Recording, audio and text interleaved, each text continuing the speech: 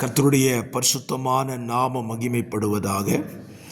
ஆசீர்வாதமான ஒரு நல்ல காலை வேளையிலையும் பாளையங்கோட்டை இந்திய தேவ சபையிலிருந்து காலை மன்னாவை உங்களுக்கு வழங்குவதில் மிகுந்த சந்தோஷம்.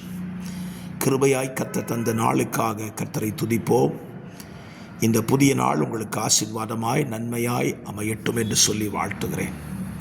இன்றைக்கான தியான அதிகாரம் 2 சாமுவேல் 6ஆம் அதிகாரம். முக்கியமான ஒரு அதிகாரம்.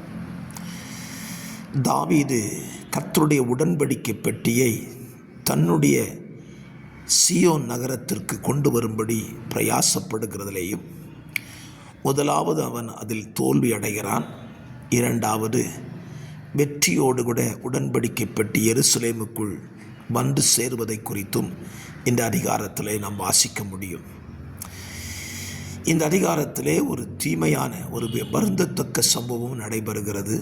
மீகாள் தாவீதை நிந்தித்ததினாலே மரணமடைய மட்டும் பிள்ளை இல்லாமல் போய்விட்டாள்.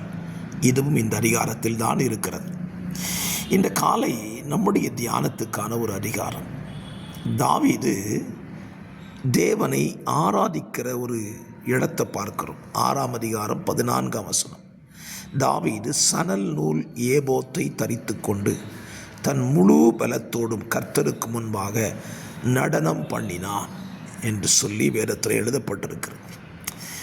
தாவீதுட்ட தெய்வத்தை ஆராதிக்கிறது அப்படின்னு கேட்டால் அவன் சொல்லுவான், என்னையே மறந்து ஆராதிப்பது தான் தெய்வ ஆராதனை என்று சொல்லுவான். இன்றைக்கும் பலரும் கர்த்தரை ஆராதிப்பது தங்களை மறந்து ஆராதிப்பதில்லை. தங்கள் சூழ்நிலையெல்லாம் அவங்களுக்கு தெரியும். தாங்கள் யார், தாங்கள் என்ன நிலையில் இருக்கிறோம், இதையெல்லாம் இவங்க ஃபீல் பண்ணிட்டு தான் ஆராதிப்பாங்க. அதனால தான்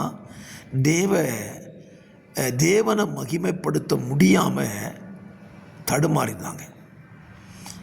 உங்களை நீங்கள் இந்த காலவெளியில் கேட்டு பாருங்கள். நீங்கள் தேவனை ஆராதிக்கும் பொழுது உங்கள் நிலைமையை மறந்து கர்த்தரை ஆராதிக்கிறீங்களா?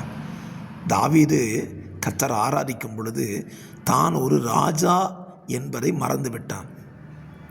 சாதாரணமான ஒரு மனுஷனை போல தான் கர்த்தருக்கு முன்னால் தேவனை ஆராதித்தான்.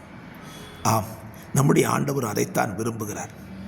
ஆண்டவர்கிட்ட போகும்போது நான் ராஜா, நான் அந்த பதவியில் இருந்தவன், நான் அப்படி படிச்சிருக்கிறேன் அப்படிலாம் சொல்லிட்டு போகாதீங்க. சாதாரணமான ஒரு மனிதன் என்று சொல்லி போங்க. உங்களை நீங்கள் மறந்து ஆராதிக்கலாம்.